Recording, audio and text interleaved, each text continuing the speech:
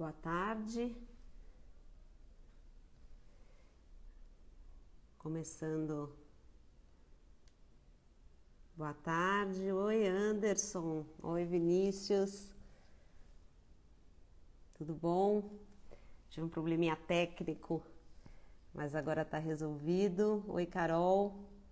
Boa tarde para quem está chegando. Anderson, que saudade de você. Boas conversas, né? Então agora vamos esperar a Virgínia. Daqui a pouco ela entra. Acho que vai ser uma conversa profunda, enriquecedora. Dois olhares, né, diferentes, mas complementares, né? Bom, boa tarde. Daqui a pouco vamos começar o Cases e Causas, falando de arte e mobilização. Estamos esperando a Virgínia de Medeiros, uma artista que tem se envolvido com causas, né, e que buscou a inspiração em personagens e situações que mostram a desigualdade, a exclusão, mas também mostra muito a transformação. Então a gente vai falar sobre esse tema da arte, mas também sobre causas, né? Acho que independente das nossas áreas, acho que todos podem fazer algo que melhore ou que pense no coletivo do país. Então estamos esperando a Virgínia, daqui a pouco ela deve estar aí.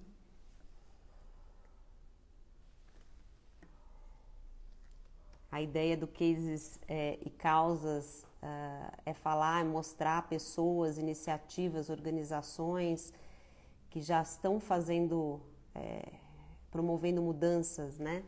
Tentando fazer mudanças que sejam políticas, de mentalidade, comportamentais, sociais no nosso país. Então aqui a Virgínia acabou de entrar. Vou chamar ela.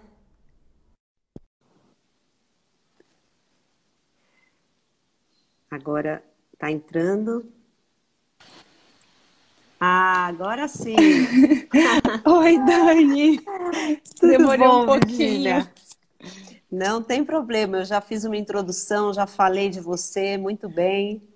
Meio atrapalhada com essas tecnologias. Não, Peraí. é bom que Peraí, ela tem Dani. essa... Tô embolado aqui. Tá, a gente espera. Ai, Dani, desculpa, tava muito embolado, tava me Imagina, enforcando. imagina. Tem Ah, coisas da tecnologia que ela tem essa, né, de ser ao vivo, mas também tem espontaneidade, né? é bom, né? É bom. É, é. Eu gosto Eu do também. espontâneo, do que Ainda vai mais nesse momento atravessando. de pandemia, né, em que a gente quer contato, né, quer ver as Sim, pessoas nos gestos mais simples, né? é verdade, é. Mas olha, queria te agradecer. Antes de você chegar, já falei bem de você e da honra, né, de ter essa conversa com você. Falei um pouquinho do Cases e Causas, que é uma iniciativa. Eu trabalho com causas há muito tempo, né? Sou de outra esfera de atuação, advogada, economista, mas não menos sensível, né? Acho que o que me move também foi uma paixão muito grande por ajudar o país e trabalhar para tentar achar soluções, né? E a ideia é mostrar com esse cases e causas pessoas, organizações, iniciativas que já estão ajudando a mudar o mundo, né? E acho que é isso que é o desafio do Brasil hoje, né? Mais do que caridade, a gente se envolver em temas mais coletivos, de direitos, de políticas, né? E aí, falar disso, a primeira coisa é sensibilizar as pessoas, né? Então, por isso que é uma honra falar com você sobre arte e mobilização. Acho que você une essas dois modos, né? De tentar trazer mudanças. Então, assim, para quem não conhece, a Virgínia é uma artista que, na minha opinião, né, consegue, se notabilizou olhar esse mundo, né, por meio dos personagens, das histórias, né, mostrar a exclusão, a desigualdade, histórias, mas também histórias de muita transformação, né? E isso é valioso, tem dezenas de exposições no Brasil, no exterior, tá em importantes acervos, né, no MAR, no Instituto Itaú Cultural, em Inhotim, enfim. Acho que é uma lista extensa, mas acho que o mais valioso é o que você tem para contar hoje. Então, bem, eu vou começar já fazendo aquela pergunta básica, né, deixando você também se apresentar, falar um pouco, mas de onde vem isso, né? O que é a arte para você e como é que você une essas duas? Como é que isso aconteceu, né? O engajamento, né? Esse olhar para esse aspecto do nosso país e das pessoas, da desigualdade e sempre com o olhar também dessa transformação. Como se deu isso na tua vida? Como você chegou aí? Tá bom, vamos lá. Assim, primeiro, né, eu quero te agradecer também pelo convite, agradecer por esse espaço de conversa, de troca e de convergências de práticas, como você mesmo falou, cada um à sua maneira, né? A gente usa a ferramenta que a gente tem, a linguagem que a gente tem, desejosas de transformações sociais, né? Caminhando em defesa de causas e, enfim, reivindicando direitos.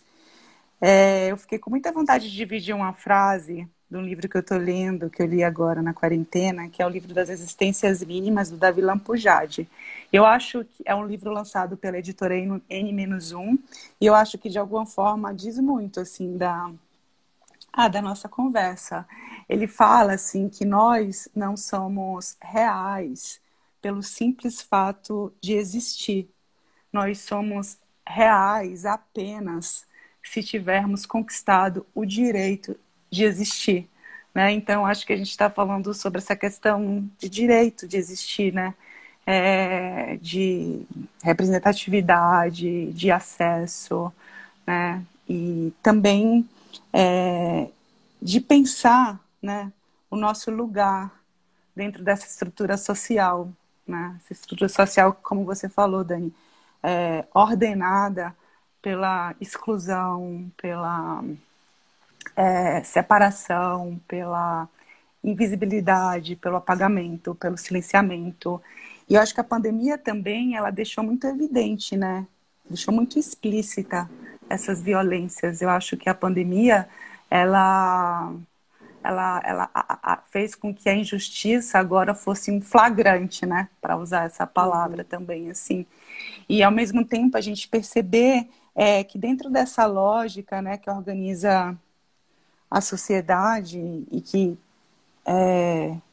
naturaliza as violências aí, e que essas violências, elas estão tão arraigadas, elas são tão profundas, e muitas vezes a gente não percebe como a gente é agente dessa violência, né? Então, como artista, sabe, eu pensei muito nisso, assim, né, de entender o meu lugar, né, dentro da sociedade, de perceber a minha origem, de tentar entender de onde vem esse sistema de valores que me orienta, né, aonde, sabe, da onde vem as verdades, as minhas crenças, né? Então, assim, eu comecei a ficar muito atenta que a gente é o tempo todo mediado, né, pelas informações e o nosso modo de ver, ele está muito apoiado no que a gente sabe, no que a gente crê,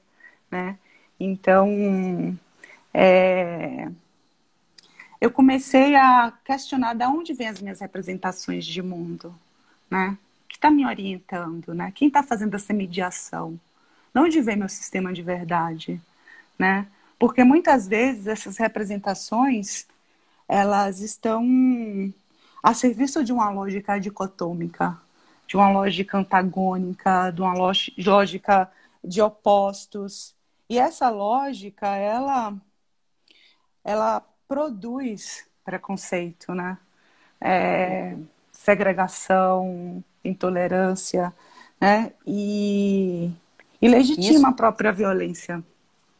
e isso de mostrar essa. Eu acho que quando a gente fala, e de novo, né, para quem está chegando agora, vi aqui a Márcia, o Zé, a gente fala de mudanças, né, de causas, muita coisa é invisível, né? Eu falo que para trazer mudanças, né, quando a gente fala causas sociais, a primeira coisa é dar luz a elas, né? Então isso Sim, que é mudar o comportamento, ou para mesmo para você ter alguma mudança, você precisa mostrar o que muitas vezes está excluído, né? Não sim, está não tá posto claramente. E a pandemia, como você falou, fez isso, né? E sim. o seu trabalho, né, fez isso. Então, foi proposital, assim, você sempre se... A ideia de isso é uma inspiração para você quando você decidiu ser artista e trabalhar esses temas, já estava junto nessa vontade de se Então, eu, expressar? não, eu tive uma necessidade, né, de atravessar essas fronteiras sociais e culturais, né? Eu tive uma necessidade de... Eu acho que a luta, ela começa interiormente, né? Então, são questões interiores que me fez ter necessidade de sair daquela zona que, de alguma forma, era uma zona de conforto, mas era uma zona também que eu não estava... que me aprisionava, né? O conforto muitas vezes aprisiona, né? Então a sensação que eu tinha é que eu estava muito à margem de mim mesma, do que eu podia ser, né? Então eu comecei a... Foi no mestrado, né? Assim, eu era Hum, pintora antes, eu trabalhava com pintora, ateliê, e era uma viagem muito, vamos dizer assim, de um acesso ao inconsciente, né? Mas no interna, né? mestrado era muito interno, é um exercício interno, é incrível. Uhum. Mas no mestrado eu desconstruí os estereótipos de feminilidade. O meu objeto de estudo foi a revista Caras e o meu álbum de fotografia. Naquele momento eu comecei a entender que eu me construía como mulher a partir de alguns estigmas sociais pautados no patriarcado. Eu fundamentei a minha dissertação em cima das artistas feministas, né? E ali eu comecei a perceber que a arte contemporânea, a arte feminista, ela não era só um estilo, um movimento, ela era uma forma revolucionária de vida, era um modo de vida, era um sistema de valores, né? Então eu saí muito fortalecida do mestrado e eu comecei a perceber que eu tinha uma ferramenta política na minha mão, né? Que eu Uhum. tinha uma ferramenta que eu podia, inclusive, é, é, construir ou imaginar um mundo melhor para que eu mesma vivesse. Porque, na realidade, quando eu vou para o outro, que eu não gosto muito de usar essa palavra, que eu digo que quem inventou essa palavra, o outro, né? O outro é sempre, acho que é uma invenção para ser dominada, né, em prol de um projeto de civilização pautado na supremacia da razão branca. Então, eu e o outro. Quem sou eu e o outro, né? Mas quando eu usei essa palavra, e quando eu pensei nessa palavra, eu penso sempre assim, que é uma lacuna, vamos dizer que o outro é uma lacuna em mim, que está em suspensão e que precisa ser preenchida. Então, quando eu vou para esses universos onde são outros códigos, os outros valores, uma outra moral fora desse padrão normativo, na verdade eu estou acessando algo que é meu também, né? Então, não é Uhum. também sobre dar... É sobre construir um espaço de força, não é um trabalho sobre o outro, não é um trabalho sobre dar voz, as pessoas têm voz, mas antes de tudo um trabalho sobre encontro, né? Sobre como nossas diferenças, elas podem ser uma aliança de força, e para mim sempre é algo muito transformador, então eu saio muito transformada dessas experiências, e com o meu trabalho eu tento traduzir o que eu ganhei nisso enquanto ser humano, né? E dividir isso através do sensível, através da arte, né? Assim, desejando que faça florescer, né, novas subjetividades também no campo social a partir dessa troca de experiência, né? Eu acho que o trabalho está sempre respondendo a um tempo presente, né? E nos meus últimos trabalhos eu percebi a importância também quando eu falo de acesso e eu falo desse lugar que a gente sabe da arte, que é o lugar do sensível, que é o lugar de comunicar, não uma informação, né? Não é, ela não está comunicando informação. Às vezes você nem entende, mas você sente, né? Isso é muito Uhum, potente, né? E você vai muito. querer entender o que é que você sentiu. Então é um outro campo, passa por uma outra viés de que não é a informação.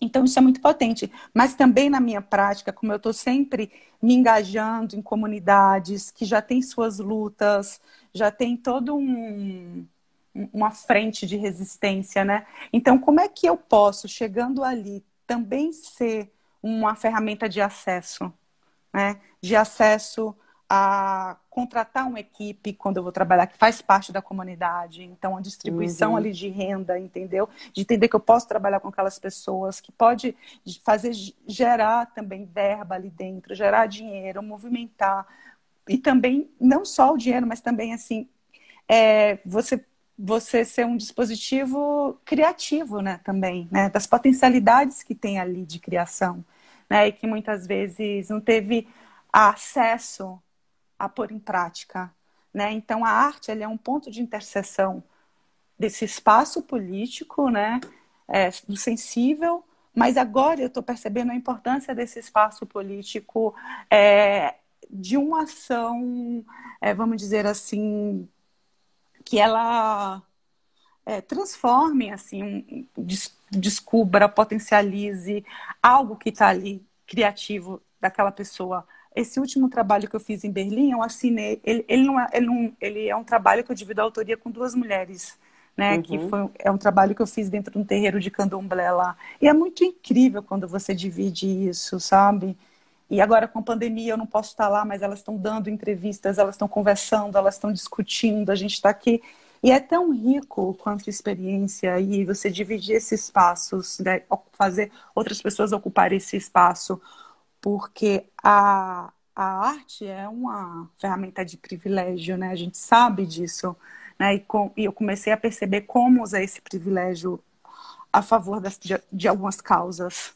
E você falou uma coisa muito interessante, veja se foi isso mesmo, que a arte você viu a arte como uma ferramenta política, né? De como a arte ela tem esse poder, né? Não só de se juntar a causas, mas porque ela mexe no mais profundo das pessoas, né? Eu acho que você faz as duas coisas, pelo que eu vejo no teu trabalho. Quando a gente fala em mudanças, né, o que eu faço acho que a minha obsessão é como fazer que essas mudanças que tragam uma sociedade melhor aconteçam mais rápidas, né? E a mudança que mais é duradoura, né, que é mais perene, são as mudanças de mentalidade, né? E eu Sim, acho que elas são demoradas para acontecer, né? Mas quando acontecem, elas duram muito, porque algo se transformou dentro da gente, né? Então, sim, a gente se vê a causa feminina, mudanças em costumes, né? São mudanças que às vezes demoram muito para acontecer e às vezes você pensa como que a lei pode ajudar, né? Que certos costumes não aconteçam, mas a mudança mesmo é quando algo dentro de uma sociedade muda. E aí não tem estratégia racional que faça isso. É muito interessante. Eu acho que tem, logicamente, falar sobre o tema, mas vem de algo profundo. Tem que ter uma conexão com um sentimento, né? E que realmente mostre que, bom, a gente está agindo errado ou algo tem que mudar.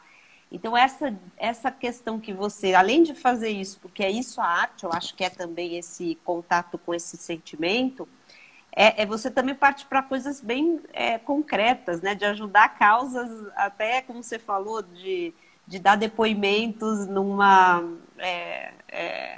para tirar uma pessoa que estava presa, né? Então, sim. é uma ferramenta política em todos os sentidos, não? E assim, sabe, Dani, você falou assim que é uma ferramenta política e eu acrescento dentro do meu trabalho que é uma ferramenta política e afetiva, né? E esse entendimento como uma ferramenta afetiva, ela veio muito de um trabalho que eu fiz que tem 20 anos agora, foi em 2000. foi muito paralelo ao mestrado, né? Então veio o entendimento da arte como política, nesse mesmo momento veio o entendimento da arte como uma ferramenta também afetiva, que nesse período eu fui morar num bairro muito popular em Salvador, Largo 2 de Julho, no centro da cidade, e vizinha a uma pensão de travestis. Né? E fiquei muito amiga de Rosana, né, a dona da pensão. Naquele momento, eu desfrutei de uma intimidade muito vigorosa com a comunidade de transgêneros na Bahia, e eu pude perceber ali a importância dessa comunidade dentro da arte contemporânea, por vários motivos, em especial porque o corpo delas tinha uma densidade política, né, que trazia e questionava vários padrões normativos e, enfim, da nossa sociedade que legitimam a violência, inclusive, como eu falei no início. E aí eu Quanto tempo desfrutei. você ficou nesse trabalho? Então, esse trabalho foi 2000 que eu conheci a Rosana, foi na época do meu mestrado. Depois eu apresentei uma proposta para fazer um trabalho artístico chamado Estúdio Butterfly, que é o nome desse projeto, que foi contemplado pela Bolsa Vita de São Paulo, foi a última edição, que era uma bolsa de pesquisa. Depois ele participou do Rumos e da 27ª Bienal de São Paulo. E nesse trabalho, assim, foi esse trabalho que eu comecei a entender a importância dos envolvimentos emocionais no processo criativo, né? E como esse movimento emocional transforma a nossa forma de produzir e de comunicar, de fazer, e como as pessoas recebem também esse trabalho, né? Porque essa vibração, ela vai estar presente, mesmo em uma foto, no que for, porque é uma energia que a gente move, o afeto, né? E o afeto, ele tem é uma conexão criadora, criativa, né? Elas nos conectam ao mundo de uma forma também criativa, né? Esses afetos criadores. E aí eu percebi da importância, eu comecei a defender muito, levar em consideração nossos laços afetivos, né? Dentro da arte contemporânea. E o nome do trabalho, assim, o trabalho ele tinha uma poltrona chamada Poltrona dos Afetos, né, onde as meninas sentavam para falar de afeto, de amor, de família, de paixão, de infância, que são histórias que todos nós temos, né? Então, naquele momento, eu estava muito interessada em mostrar essas semelhanças, né? Sabe? Mostrar essas aproximações afetivas, né, das nossas histórias. Elas levavam as fotos do álbum de família. Essas fotos elas escolhiam, eu não escolhi essas fotos, eram fotos que elas queriam compartilhar, né, do mundo dela, porque eu também não queria ser esse olhar que vai retratar, né? Então eu não queria ter o meu olhar recortando, né, aquela pessoa, aquela subjetividade. Então as fotos delas me interessavam muito mais. Então era uma troca, ela me dava as fotos, o depoimento, e em troca eu fazia um book, né, que era um objeto simbólico, mas era muito importante para elas. As trocas, é claro, se deu em outros níveis, em níveis que aí desde a gente entra na família, nas questões de conflito, até mediando conflitos, e enfim, tentando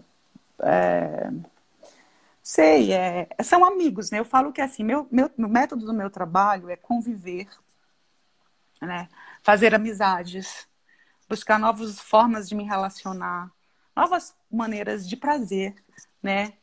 E claro, e tudo isso em prol de uma luta, né? Uma luta de construir um espaço mais mais harmônico. Eu não gosto, não sei nem se essa palavra é harmonia, mas assim, um espaço de convívio, né? Espaços de convívio, porque todos os atritos não são ruins, né? Todos as vezes que eu vou para esses espaços onde tem outros códigos, onde eu sou um corpo estranho, aonde eu sou um estigma, né? Então, até a hora que isso caia, que tudo isso, sabe, vai ganhando outras camadas, sabe? É conflito. Tem conexões, desconexões, você vai em sentimentos que te limitam, tem sentimentos que te lançam. Então, são espaços de negociação, mas são espaços também de grande conquista, assim, do que talvez eu nunca acessaria em mim se eu tivesse um espaço de semelhantes, de concordância, né? Então, discordar Não é uma coisa ruim, sabe? Então, a gente ser diferente não é uma força também contrária, né? Que eu acho que a gente tem que entender. Ser diferente não é uma força oposta ao que eu sou. É antes uma força afirmativa, né? Uma afirmativa de um modo de vida. Ele não é melhor, ele não é pior, né? Ele pode me servir ou não, sabe? E tem coisas que dá para trocar, se repensar. É tão incrível, porque quando você sai dessa, atravessa essas fronteiras interiores, sociais, né, de classes, gêneros, de raça, de tudo isso que a gente está aí e que a gente começa a se pôr, se questionar, sabe? Se desconstruir, se estabilizar e daqui a pouco vem uma mola de uma força que te joga no lugar seu, de força que você, cara, você sente uma liberdade, sabe? É meio viciante, é como se esses lugares, é um lugar de liberdade, sabe? De não ter medo, sabe? Porque a gente vive uma sociedade regida pelo medo, pela falta de confiança geral em si, no mundo, no Geral. outro, Uhum, né? Então, assim, uhum. de repente, quando você atravessa essa fronteira e você não tem esses sentimentos, né? Você sente uma comunhão, sabe, de forças. Então, acho que é um pouco. Eu tento dividir isso com o meu trabalho. Eu sei que eu corro vários riscos, e porque é sempre difícil falar sobre essas diversidades, do lugar que eu estou. De repente pode acentuar a última coisa que eu quero acentuar, que é o próprio preconceito. Então, eu estou lidando. Eu crio cumplicidade, eu estou muito segura com as pessoas que eu estou trabalhando nas comunidades que eu entro, porque essa afetividade, ela não tem algo mais, não tem laço mais profundo do que isso. Então, eu estou muito segura, mas essa segurança, às vezes, eu não vou ter com o público que vai ver, as pessoas não Uhum. sabem. Então, É essas, uma coisa que você não sabe, tem controle, né? não Para onde tem e como isso vai ser decodificado na cabeça das pessoas e tudo das bem, pessoas. sabe? E É. às vezes as pessoas vão trazer questões que eu nunca tinha pensado, nem com aquela comunidade, e que eu vou me repensar, e que o trabalho ele não está fixo, engessado, finalizado. É um processo vivo, porque eu estou na vida. Eu tenho trabalhos meus que tem 3, 4 versões. Muda o nome, muda porque muda. Tipo assim, o trabalho no movimento social virou uma série. Era um trabalho, virou uma série, porque tem um engajamento, né?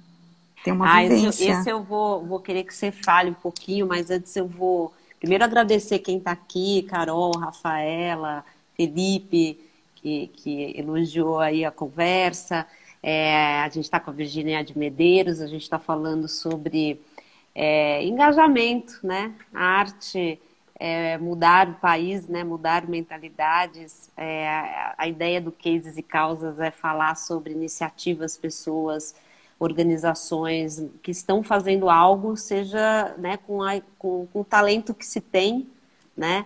E eu acho que o mais poderoso de tudo é quando a gente realmente mexe na mentalidade das pessoas, né? De como elas pensam. A primeira coisa para uma mudança é realmente conhecer e também se engajar no coração. E aí você falou uma coisa muito interessante, né? Duas coisas. Apesar de como eu te falei, né? São trabalhos em áreas totalmente diferentes, né?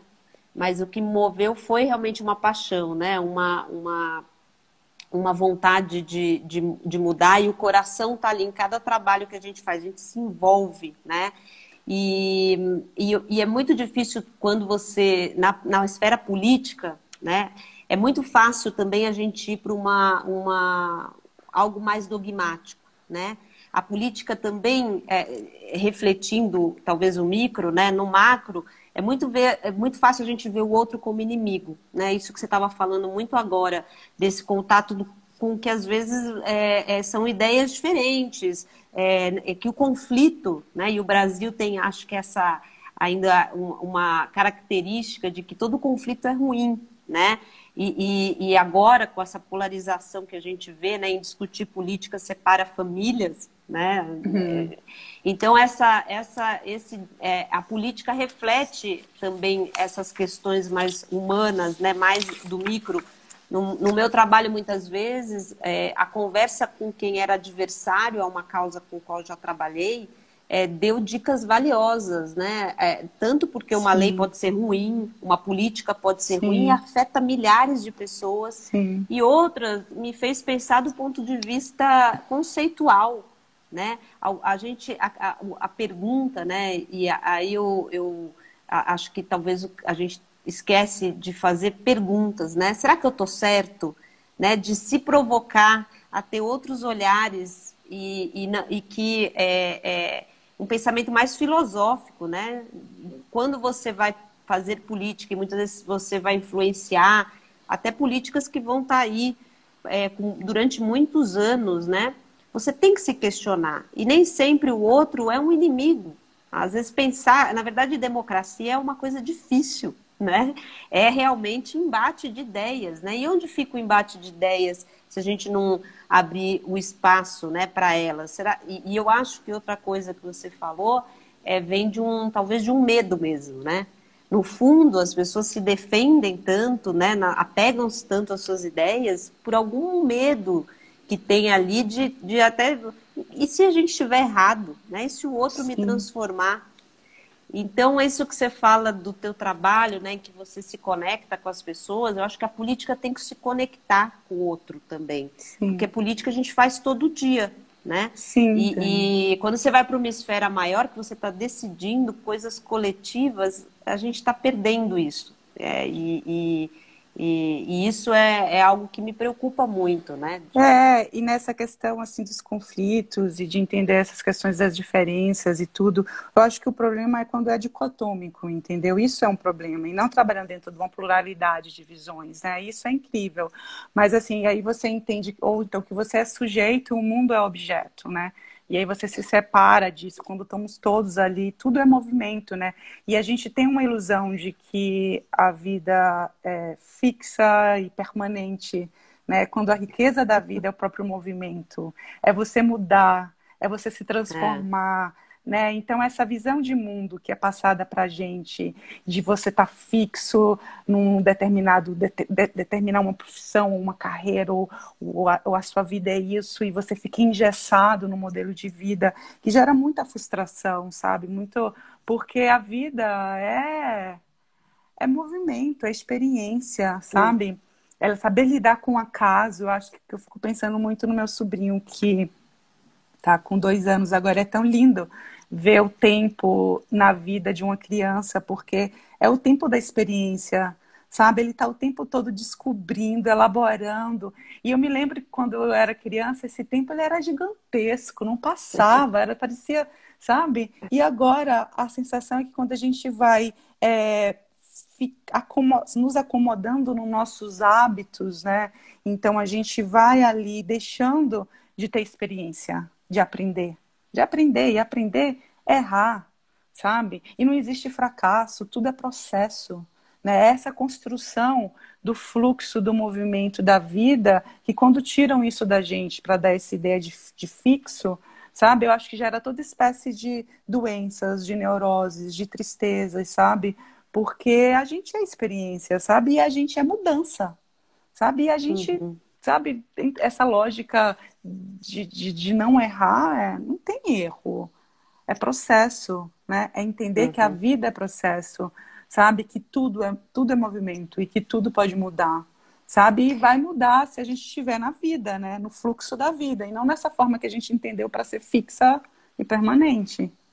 A própria, eu Eu digo acho assim, que que essa questão de identidade mesmo, né? Então, assim, eu quero o tempo todo estar me diferenciando, sabe? De mim mesmo como indivíduo e não ser idêntica, sabe? Eu acho que isso tá na vida muito...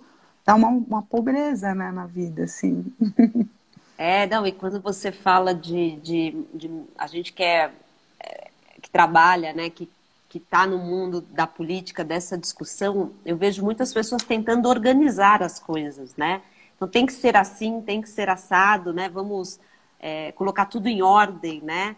Essa coisa de flertar com uma coisa mais autoritária, alguém que vai resolver para você e as coisas vão acontecer de forma organizada e isso é eu acho que talvez venha fruto do que você falou, né? De não entender que a vida, a beleza é esse movimento. Me dá medo, porque eu sempre falo, quando me chamam para fazer uma estratégia política para uma causa, né? Que é o que eu gosto de fazer, é de pensar como é que a gente vai conseguir avançar nos direitos, que as políticas sejam menos desiguais. E a primeira coisa que eu falo, olha, é uma estratégia que, na verdade, não a política é algo complexo e imprevisível. Sim, A gente não vai saber para onde a gente vai. Eu falo que às vezes é bom ter uma estratégia que você vai numa bússola, né? sim, Então você com certeza, você trabalha com movimentos que não têm recursos, né? E você tem Brasília decidindo muitos assuntos que vão impactar todo mundo, né? Então, quando você tem grandes organizações que podem pagar, estão lá influenciando, e influenciar a política é legítimo, né? A gente tem que ir lá mostrar que essa lei é ruim ou boa, isso eu acho que é legítimo, mas muitos movimentos sociais não têm recursos. Então, a sim, ideia de você fazer uma estratégia é assim, vamos fazer uma estratégia antes, porque quando for para Brasília já vai, né? É tudo sim, muito... Mas dizer que a política ela tem, né, um caminho fixo e que a gente vai resolver tudo, leva também a gente a escolher uma pessoa, um salvador da pátria, alguém que vai sim, resolver todos os nossos problemas e talvez leve, é o que você falou, a polarização não é ruim, mas talvez essa coisa de o certo e o errado, né? E eu tô certo o outro é aquele outro mesmo, né? Que tá sim. longe de mim. Então essa é algo que também passa muito pela minha cabeça, né? Desse momento também que a política reflete, né? Essa polarização, né? E aí eu queria já falando, indo para uma causa, né? Que eu acho que você conseguiu transformar isso, foi mais do que a arte, né? Foi realmente para uma atuação política, ativismo, como que você chama, né? Conta um pouco do seu trabalho com os movimentos de moradia e como isso aconteceu e como você viveu É, isso. então, foi um convite, né? Eu não conhecia o movimento de moradia, eu estava inclusive fora, eu tinha ficado 6 meses fora do Brasil numa residência. E quando eu cheguei aqui, eu cheguei para fazer essa residência na ocupação Cambridge, que é do movimento MSTC, Movimento Sem Teto do Centro, que tem a Carmen como líder, né, no momento ali. E quem me convidou foram dois curadores independentes, o Yudi Café e a Juliana Café e o Yudi Rafael. E antes de falar dessa experiência, eu acho importante entender como esse campo de experiência artística foi possível dentro do movimento social ali, né? Como é que abriu Uhum, isso? De repente, artistas estão dentro dessa residência, como foi esse trânsito? Então, a Carmen, que é a líder do movimento, ela tinha tinha participado do filme da Lili Café, né? Era o Hotel Cambridge, onde ela interpretava seu próprio papel, a Carmen, né? Então foi um filme que teve um trabalho muito grande dentro da ocupação, porque os personagens eram os próprios militantes, as próprias pessoas de dentro do movimento. E a Carmen pôde perceber que a arte, como a gente estava falando ali, era uma ferramenta que falava sobre o movimento social, mas ela falava pelo viés do sensível. Então você de repente está no lugar daquela líder, você está sentindo aquela dor, você está vivendo o cotidiano de um movimento, né? Então a uhum, Carmen nessa hora ela fez essa aliança com a arte. Ela fez essa aliança com a arte porque ela percebeu esse poder que a arte tem do sensível, mas também porque ela queria que outras pessoas pudessem experimentar a arte no corpo, como ela experimentou como atriz. Né? Então, ela falava que a questão da moradia também não é uma questão só de ter um lugar para morar, mas é também ter acesso à cultura, poder fazer cursos, ter acesso, sabe, a lazer, ter acesso à mobilidade, né, de estar no centro e poder se mobilizar, ter acesso à saúde. Então, foi uma das experiências mais incríveis para mim em relação à política, né? De repente, eu Uhum. estava dentro do movimento social que eu não conhecia, eu nunca tinha pesquisado, vivido isso. E aí eu percebi que esse movimento social era um movimento que tinha à frente essa mulher, a Carmen, a líder, e todo o seu fronte eram de mulheres, né? Eram mulheres que estavam na frente dessa luta por moradia, engajadas. Elas começaram a estudar política, a entender sobre direitos, deveres, a estudar a Constituição, que é a sua maior ferramenta de luta, porque é a negociação com base em leis constitucionais. Eu comecei a estudar junto com elas, porque eu participava das assembleias, eu ia para os atos, e eu cheguei lá sem projeto, porque eu sou um artista que trabalho sem projeto, então é a partir dessas vivências e dessa imbricação no cotidiano que eu vou entender como eu posso atuar ali dentro, né? Como eu te falei, Ah, como depois que vem a ideia para você. é, Depois que. primeiro eu parto, assim, o meu processo de criação é um processo aberto, né? É um processo em experiência, que as coisas vão acontecendo. Então eu não tenho, você falou de estratégia, né? Talvez a estratégia seria pensar num projeto, né? Então quando você estava falando de estratégia, eu falei, realmente eu não tenho estratégia, mas a gente tem que ter astúcia, né? Porque por mais que eu pense às vezes um projeto, eu penso, não é que eu não pense, às vezes eu penso, eu chego um projeto, mas eu vejo que aquele projeto, ele não está respondendo àquela realidade, né? Não é a É, melhor intenção que a gente tenha, sabe? Porque não basta ter boa intenção, é entender quais são as forças que estão atuando na naquele campo. prática, a teoria é outra coisa mesmo, É, né? O que a gente pensou. Mas isso é verdade. Quando você vai ver, por mais que você pensou numa estratégia, é só na prática que você vai ver, vai e aí eu fui ver. vendo, e assim, eu fui pela primeira vez, eu sou baiana, né? Eu nasci na Bahia, em Feira de Santana, meus pais são paraibanos, sou sertaneja do sertão, né? Da Bahia, e assim, cheguei aqui em São Paulo, eu já estava há 10 anos aqui, quando eu estava lá no movimento, e eu não me sentia pertencendo à cidade. Quando eu entrei dentro do movimento, pela primeira vez, eu me senti pertencendo à cidade, porque eu estava participando de equipamentos de pensamento da cidade, né, no Ministério Uhum. Público, indo. Eu falei, cara, eu nunca fiz isso daí para qualquer pessoa, E você sabe? foi também nessas reuniões com o Ministério Então eu Público, comecei você a participar, acompanhava? eu acompanhando e eu comecei a militar, né? Porque isso também faz parte do meu processo. Eu me engajei. E eu me engajei porque eu me identifiquei como mulher. Eu vi que ali também estava emergendo uma força minha, do feminino, que estava na frente daquela luta e que na minha vida eu não punha em prática. Né, que é esse engajamento político, é entender que a gente tem uma força, é ver a história daquelas mulheres que enfrenta desde violência doméstica, e aí consegue sair desse ciclo de violência doméstica, porque dentro do movimento tem mulheres que se formaram em serviço social e saíram do seu ciclo de violência a partir da universidade, do estudo, do contato com o movimento, e vão atuar lá dentro do movimento para tirar outras mulheres de ciclo de violência, sabe?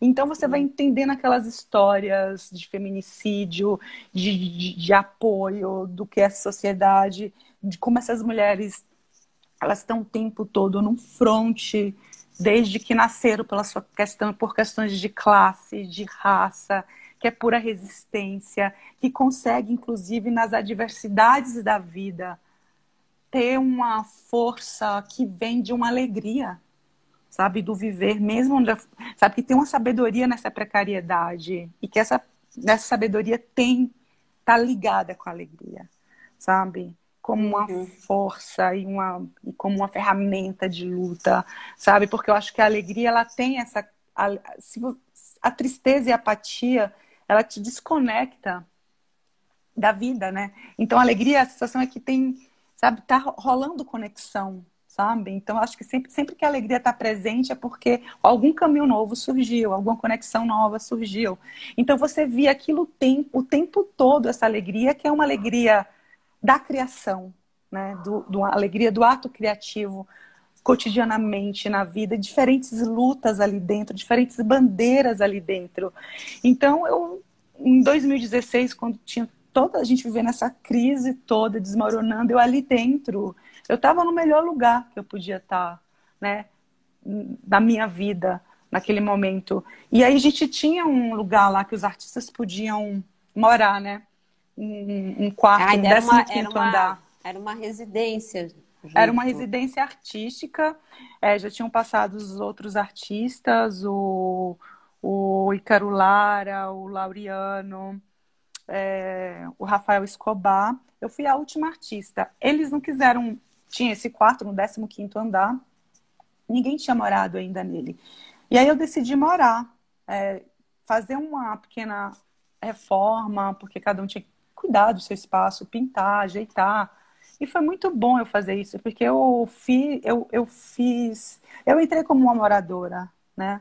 Então, eu Uhum. recebi apoio das pessoas, porque no 15º andar a gente não tinha elevador, então era incrível como as escadas, ela virava esse espaço de sociabilização e era um espaço também do coletivo e de apoio, né? De ajudar, Então, era uma rua, né? As escadas eram uma rua, tinha uma pessoa que vendia um bolo, a outra vendia uma aguinha, porque você cansava, você tinha que parar comer, sabe?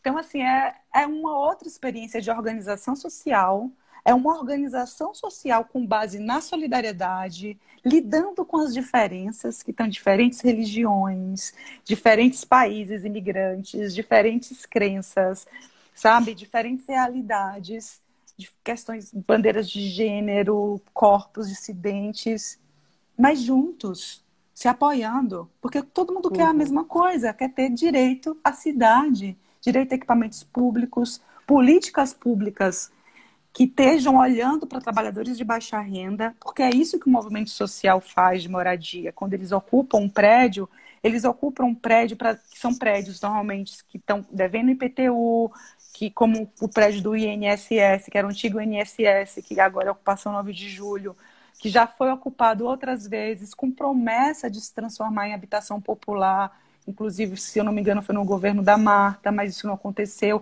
Que teve várias reintegrações de posse. A primeira vez que ele foi ocupado foi em 97, que foi lá que nasceu o movimento.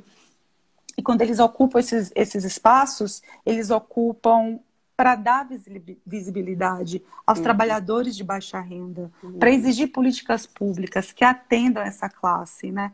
E a Carmen fala, sem teto é todo mundo que vive de aluguel, sabe?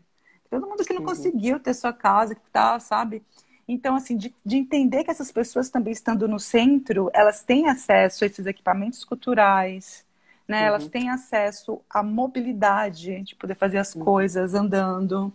E eu acho que esse tema da moradia, quando a gente fala, né, tem alguns temas que a gente não percebe que eles são. Muita gente acha que é simples, né? A questão de moradia. Por que moradia é um direito, né?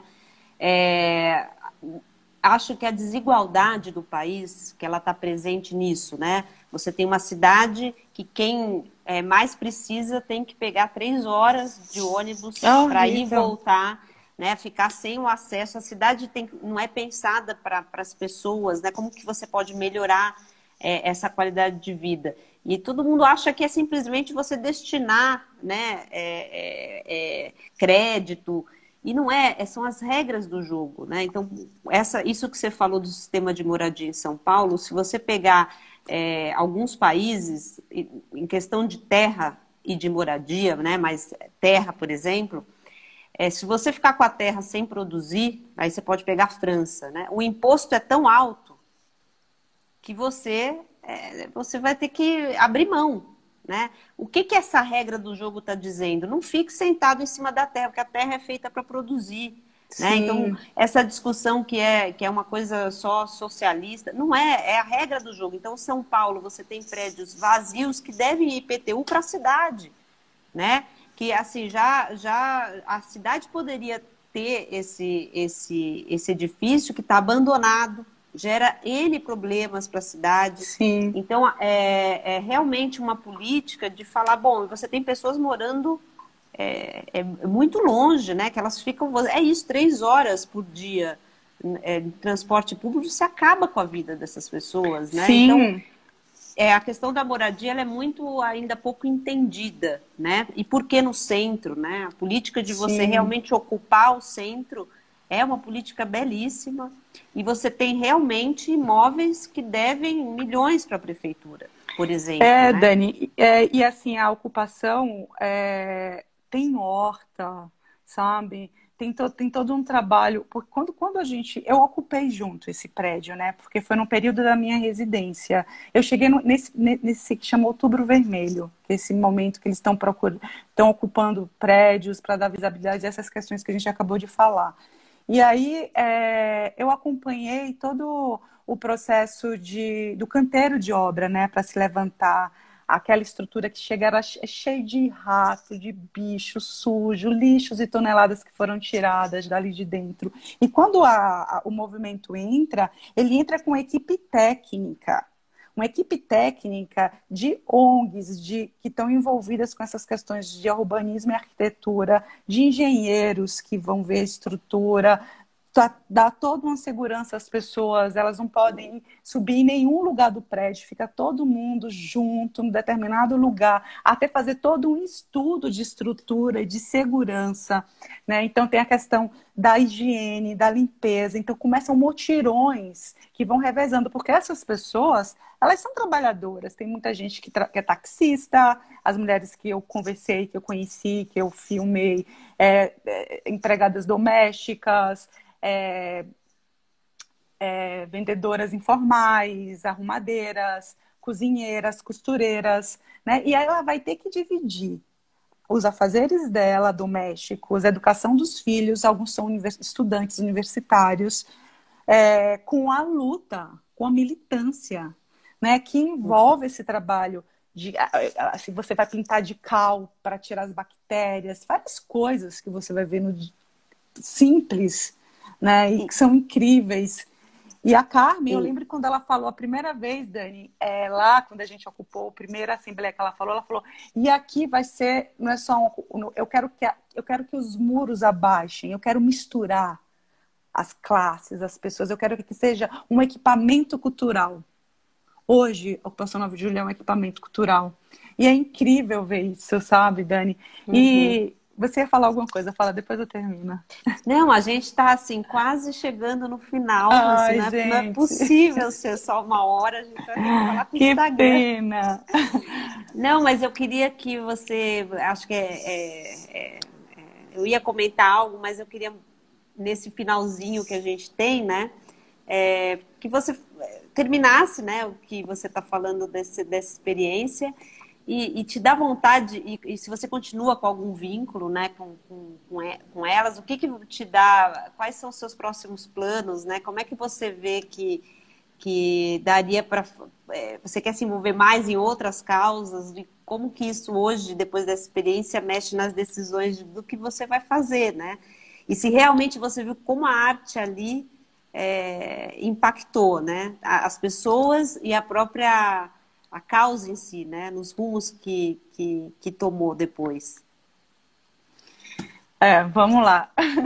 Assim, só para concluir isso, foi muito incrível, porque quando a Carmen falou isso, que queria transformar num equipamento cultural, eu, junto com o Gabi, que me ajudou muito, o curador, a gente aplicou o projeto dessa residência no PROAC, e a gente aprovou.